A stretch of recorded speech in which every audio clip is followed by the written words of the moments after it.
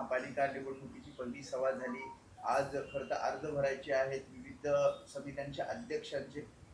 काय नेमकी रणनीती असणार आहे आणि काय भेटीमध्ये काय? मुळामध्ये आपण आता ज्या पद्धतीने मुंबईमध्ये कौल आले आणि बाळासाहेबांच्या विचाराला मराठी माणसाने बऱ्यापैकी चांगला कौल दिलेला आहे. हां, गणितांच्या आकड्यात आणि आकड्यांच्या गणितात आणि जे नंतर येतं ते गृहीत धरूनच सत्तेत कोण असणार महानगरपालिकेचे, तर आज भाजप आणि शिंदे गुट सत्तेत आहे. आणि आमच्या ज्या सदस्यांची संख्या आहे ती एकनी सगळीकडे कमी आहे. पण तरी पण 11, 10:30, 11पर्यंत जो फॉर्म वगैरे आम्ही सगळे पाठवलेले आहेत, 15 ते 20 मिनटात आत कळेलच कोण उद्धवजी कोणाला फॉर्म भरा सांगतायत की काय. कारण तेजस थोडा तब्येत बरी नसल्यामुळे माझाही कॉन्टॅक्ट रात्रीपर्यंत झाला नाही, पण सकाळी झाला आहे. त्यांचा निर्णय आला तर आम्ही तुम्हाला कळवू काय आहे. होणार नाही सगळ्या समित्यांच्या निवडणुका असं वाटतंय आणि तसं होऊ नये असं आम्हालाही वाटतं. पण किशोरीताई, आतापर्यंत बघितलं म्हणजे हे असतं की महापालिकेचा कारभार हा महापालिका अधिनियम आणि एकूणच काही जे नियम वगैरे असतात त्या अनुषंगाने चालतो. महापालिका सभागृहात तुम्ही पहिल्यांदा रूढी प्रथा परंपरांवर बोललात आणि पहिला प्रस्ताव आला होता जी निवड झाली महापौरांची.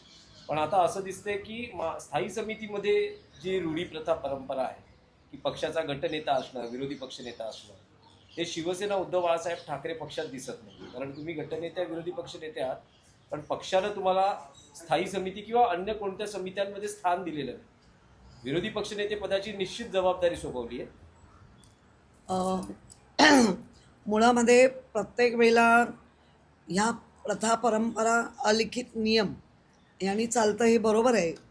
पण आमच्याकडे पण मोठ्या प्रमाणात निवडून आलेले नगरसेवक आहेत आणि निवडून आलेल्या नगरसेवकांना किमान सदस्य म्हणून मिळाला पाहिजे.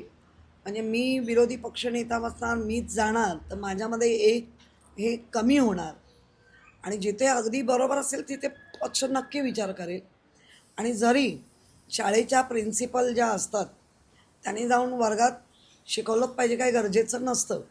कारण संपूर्ण झाल्यानंतर त्याच्या आधी आणि त्याच्यानंतर विरोधी पक्ष म्हणून 65चे 65 जे नगरसेवक आहेत ते माझ्याशी बोलणार किंवा जे सदस्य आहेत याच्यावर आमचा विचारविनिमय होणार आणि कुठल्या विचाराने पक्षाच्या धारेला घेऊन जायचं आहे ते ठरणार आहे.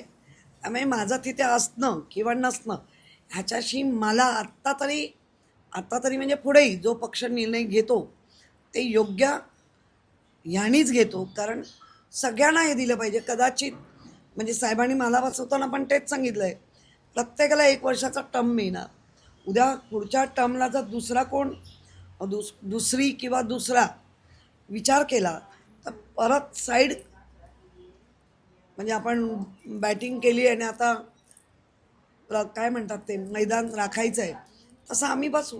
हे पक्षाच्या निर्णयाला आणि ध्येय धोरणाला धरून आम्ही काम करतोय. किशोर, संतोष धुरींनी आपल्या टोला लगावला. ते म्हणतात की तुमच्या भ्रष्टाचारामुळे तुम्हाला कुठल्याही समितीचं पद दिलं नाही. इव्हन त्यांनी उद्धव ठाकरेंचं अभिनंदन केलं, तुम्हाला कुठलंच पद दिलं नाही. काय आहे, बाडगे असतात ना, बाडगा जास्त मोठा बांग देतो, कळलं. ती बांग आहे त्याच्या ह्याच्यावर मी उत्तरच देणार नाही.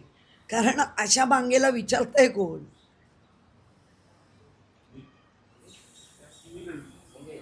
नो हिंदी, फक्त मराठी.